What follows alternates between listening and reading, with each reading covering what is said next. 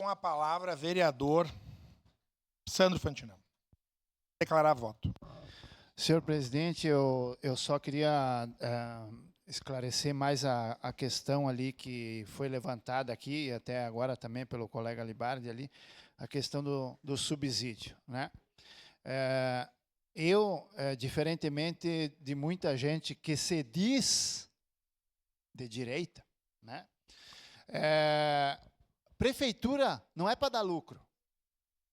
O mundo público e todas as esferas públicas, elas não foram criadas com a intenção de dar lucro. Elas foram criadas para atender bem a população.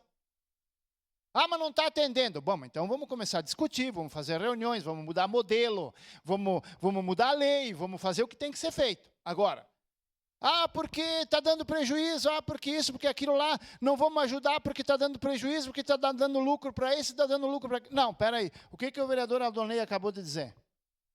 Nós que moramos no interior, será que o povo do interior ia ter condições de pegar um ônibus? Uma senhora que trabalha fazer faxina aqui na cidade, que vem de lá para cá, e tem que pegar o ônibus, ela teria condições de ganhar o suficiente para declarar voto, para ter um veículo e vir aqui com o veículo e pagar gasolina e tudo mais? Não, não teria. Não teria como viver. E o subsídio faz com que a passagem custe mais barato para que ela possa ter a subsistência. E eu vou mais longe.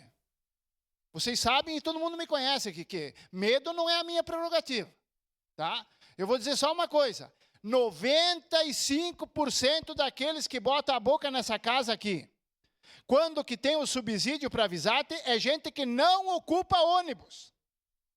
É gente que não usa ônibus, mas não quer que o dinheiro público vá para aqueles que têm menos condições poder ter a sua subsistência. Então, isso é importante que a gente deixe claro aqui. O dinheiro de hoje não é subsídio, não tem nada a ver, é uma conta que tinha que ter sido paga lá atrás, vai ser paga agora, a gente já explicou, está tudo esclarecido, mas eu quero deixar claro essa situação, que o subsídio é para o povo e não para a empresa. Para concluir, isso tem que ficar vereador. claro. Obrigado, senhor vereador, senhor presidente, eu votarei sim.